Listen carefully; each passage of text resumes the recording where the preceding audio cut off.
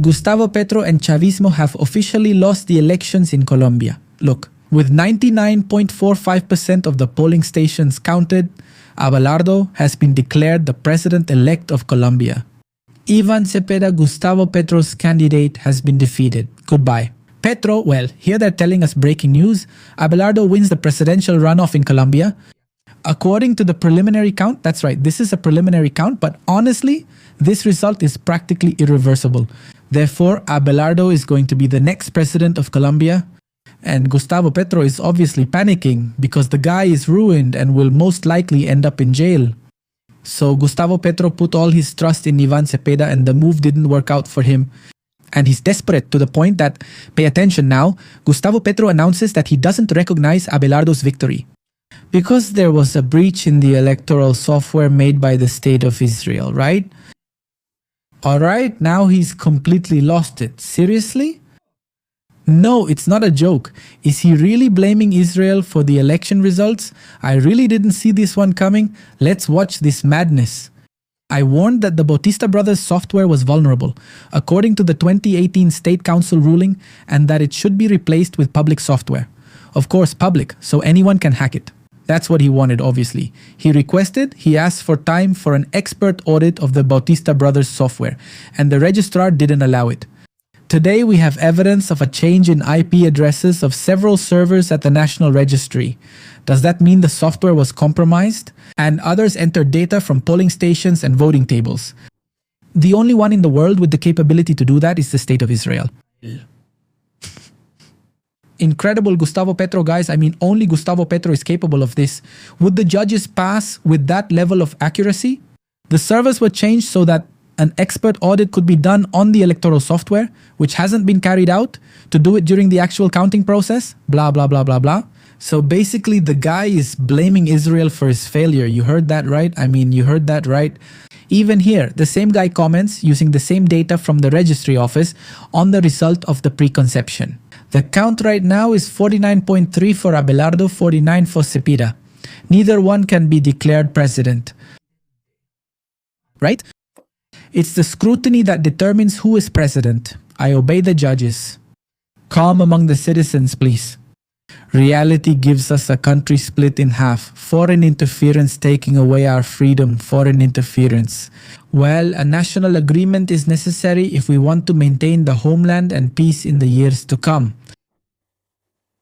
That's it. Gustavo Petro is practically desperate.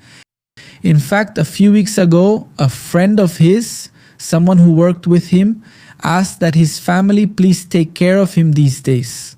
Because Gustavo Petro might do something crazy. They even implied that Petro might take his own life. I mean, it's really not a joke. That's what was being implied in Colombia. Just imagine that. But anyway, I want us to look at the broader South American picture. This was South America in the year 2023. We can see that there were basically 10 parties or 10 candidates, 10 presidents or 10 governments. Actually 10 left-wing governments and 3 right-wing ones. Do you see it?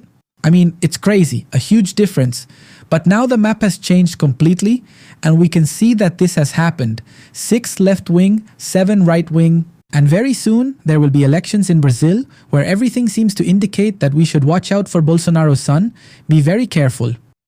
I mean, I think he has a good chance of winning the presidency.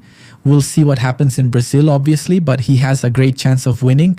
And, well, Venezuela goes without saying. Let's remember that Nicolas Maduro is in prison right now. So you can imagine, well, the situation with Nicolas Maduro. It's a very sad situation because people have already forgotten about him. Incredible. Who would have thought? Nicolas Maduro believed he was invincible, but now he's in prison and his people have already forgotten him. What? I just want you to see how big it is. The Chavistas don't even ask for Nicolas Maduro anymore. They've already let him rot in a US prison. That's how crazy things are. But anyway, we're still here, he tells us. They say, Bogota is going crazy tonight after the victory of you-know-who, right? Abelardo Petro is questioning the results, but the crowd celebrating in the streets seem to have already decided. They're calling it a new beginning for Colombia. Long live Colombia. Long live freedom, damn it. It's echoing through the streets tonight. Let's see, guys, what happened here. Long live freedom.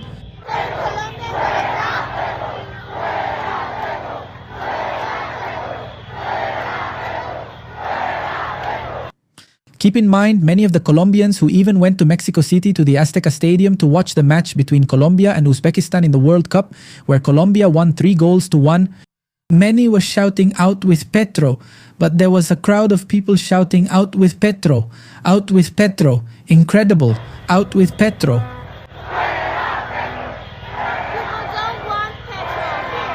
People don't want Petro. People don't want communism in Colombia.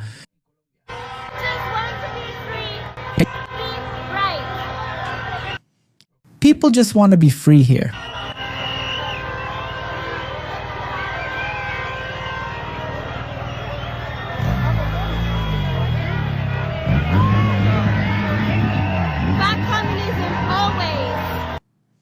Okay, what do you guys think about this? Honestly, I think it's totally crazy, and obviously a lot of Colombians are celebrating. But let's be clear and direct. Ivan Cepeda got a lot of votes, and I think that's incredible. Incredible. Yes, it's true. He lost. Abelardo won. I'm sure Abelardo is going to be the next president of Colombia. That's very good. But Ivan Cepeda got a lot of votes. I mean, there are people who vote for this. It's really intense. There are people who vote for Ivan Cepeda. Incredible. So, is Colombia a very peculiar country? Because yes, even though it's likely that right now the left in Colombia is likely about to go straight to hell and collapse, well, it's still there. I mean, it's not really dead. They could easily come back in the next elections, and that's something Colombians will have to watch out for. But anyway, meanwhile, the United States government has recognized Abelardo's victory. Listen up. Senator Marco Rubio officially recognized Abelardo as the next president of Colombia. And he said that the Trump administration is ready to work with him on security and stopping illegal immigration. Okay? I don't know what you all think, but basically, if even the United States government is already recognizing Abelardo's victory, well, I think the situation for Gustavo Petro is very, very tough. In fact, people keep telling us here that the guy claims Israel hacked the elections and Gustavo Petro is not recognizing the election results. Is that why? Now, let's be clear. Obviously, this is something Gustavo Petro is making up because the guy is desperate, because he's very scared, he's in total panic. Remember that I think his accounts are blocked. I mean, imagine his bank accounts. The guy is ruined. I mean, the guy leaves office and he's going to be bankrupt or he's going to be broke. He won't be able to do business with anyone. He won't be president anymore. There are going to be a lot of investigations against him. Also, he's linked to the Los Soles cartel and to organized crime in Venezuela. So, the situation for Gustavo Petro is very, very complicated, and that's why I understand his desperation. Honestly, but the guy already lost his mind. Well, he lost it quite some time ago. That's the reality. But anyway, I ask you all, are we witnessing the end of Gustavo Petro? I'd like to read your thoughts in the comment section. Ladies and gentlemen, see you next time.